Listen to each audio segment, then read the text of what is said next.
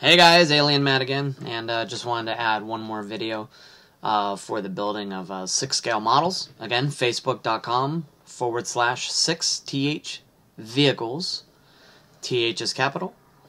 6-scale vehicles. 6 capital T, capital H, the rest is scale vehicles, all lowercase. This model right here, this has had some interest to me. This is what's known as Hitler's parade car. Or the German limousine. This is what Hitler rode around in during World War II. I know there's a couple of companies that offer a Hitler, Rommel, everything else doll. They just don't have the vehicles. So what I've done is I've taken this model kit and started to scale it up. And what I've done is I've taken the kit, glued it together a little bit, not all the way, and taped it down to a piece of cardboard. Drew a 90 corner right angle and stuck the model right up to the line on the front and right up to the line on the side. And what's nice is it's got a big running board on the side there, so that created a nice straight edge.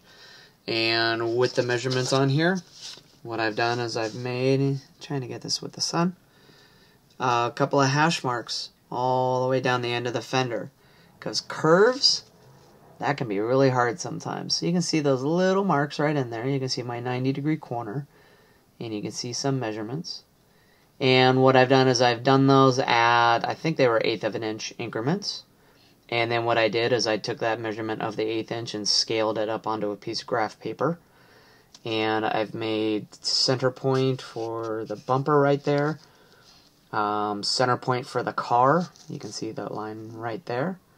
And all the way back down to, let's see here, it was a lot of fun, back to where the bumper hits the running board.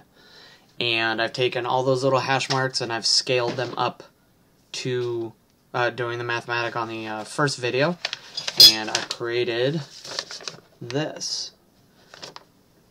And you can see that each one of these hash lines is the length of the marks that I put on the cardboard there. And what I've done is I've taken my calipers, your handy dandy calipers, and I've measured from each one of those marks. Let's see what I can do here. Measure from each one of those hash marks up to the top of the ridge of this fender, because it is a wide, fat body fender on there. Drew a center line where the wheel well is right there. I drew the 2 center lines across the fender and measured those to be able to start pretty much where the curve is going to go on either side. Now this one's got a radius that goes straight down the edge on the 90, and then this one has a slope. So trying to figure that out, that's been a lot of fun. But right now, that's how big the fender is going to be for this Mercedes-Benz. And just scaling it up by creating your hash marks and then scaling that to the size of 1/6, and then measuring the height with your calipers, getting all the measurements on each one, and then you create a graph and you draw the line. So that's with the fender on the curve.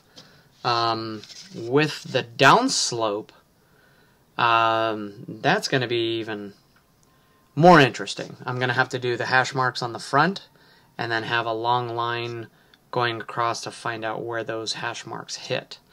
I can also create a flat surface here and create an angular point to where they'll intersect, and then start curving off and measuring where this height is on this line here. So your calipers get a little involved. It's measuring high, it's measuring over, it's measuring possibly down again, down on the other side of the curve, and going from your center point here, getting an actual, center point here, actual angle across, up, and creating a triangular angle that way. Knowing that that bumper is that high off the ground, and also this has a curve on the front, so it doesn't come all the way down to the ground. The wheels actually lifted up a little bit higher, and also creating the curve on the inside that will fit the hood. I'm going to be working on this off and on, but I just wanted to share this video with you to say that that's one point of taking measurements. You can do 1/8 of an inch and then know what your scale is. You can write that down and put that on a board. You can make a line graph all you want and photocopy it. And that'll help you help you a lot quicker. Go to Kinko's or your photocopy place, photocopy off a bunch of sheets with your graph on it. As long as you use the 1/8 inch graph and then translate it to the 6 scale and do it that way, you'll have your own graph paper. So hopefully that's a start on this. I'm going to have to get a little more involved on that fender curve. Again, it's doing one of these. You know, it's way out here, curve of the top, and then down to the 80. I'll let you know how that works out. It's all a bunch of figuring out and not as much math. Somebody would have even cut that model kit in half with a blade, stuck a card in there, and traced it. You could do that too. You could pick the highest point on your sheet, find out which number, 1, 2, 3, 4, 5, 6. Well, 6 looks like the highest one. Find your hash marks on your model kit. Count up 6. 1, 2, 3, 4, 5, 6. Take a 90-degree